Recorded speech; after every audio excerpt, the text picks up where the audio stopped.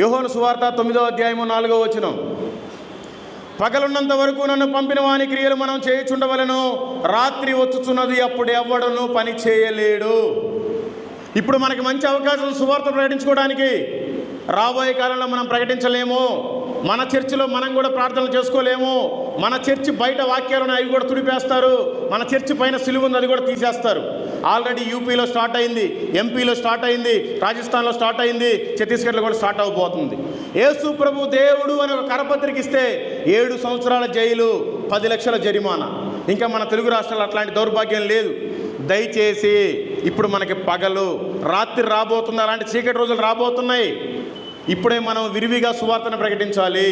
ఒక్క ఆత్మని నాలాంటి కనుక మీరు కనుక రక్షించినట్లయితే పరలోకంలో మీకు నిజంగానే స్థలం ఉంటుందండి. మీరే క్రైస్తవులు అని చెప్పుకొని ఎన్ని రోజులు వచ్చి ఇక్కడ చప్పట్లు కొట్టి చిల్లర మార్చి కానికేసిపోయినా మీకు స్థలం రాదు. మీరు అనేక మందికి దుర్మార్గులకు సువార్త చెప్తేనే మీకు స్థలం ఉంటుంది. దయచేసి తెలుసుకోండి. నాకు ఆ పని వద్దు, ఆ పగలు వద్దు, ఆ రాత్రి వద్దు. నా బాధ్యత నేను పడుతున్నాను, నా పని ఏదో నేను చూసుకుంటున్నాను, నా వ్యాపారం నాది, నా జాబ్ నాది, నా భార్య నా పిల్లలు నాకు చాలు అని చాలామంది అనుకుంటూ ఉంటారు. మీకోసం కూడా మంచి వాక్యం రాయబడి ఉంది. మత్తయి సువార్త 3వ అధ్యాయము 10వ వచనం.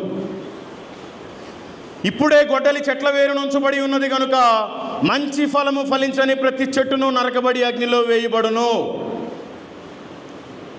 ఫలము ఫలించటం వేరు, మంచి ఫలం ఫలించటం వేరు. ఫలం ఫలించడం అంటే మనం మాత్రమే ఆయన నమ్మి బాప్తిసం తీసుకోవటం. మంచి ఫలము అంటే అనేక మందిని అగ్నిలో నుంచి లాగినట్టుగా ఎదురుగా నుంచోబెట్టడం.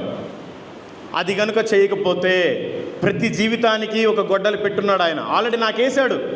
జీవితం మొత్తం పతనం అయిపోయింది. ఆ తర్వాత బుద్ధి వచ్చింది నాకు దేవుడు పని చేయాలి అని. అందుకని మీకు దేవుడు ఆ గొడ్డలు పెట్టకముందే దయచేసి మారండి. ఈ లోకం శాశ్వతం కాదు. మనం వెళ్ళేసరికి ప్రభు కోసం ఏదైనా ప్రయాసపడి తీసుకెళ్ళాలి ఆత్మను, లేకపోతే చాలా కష్టం.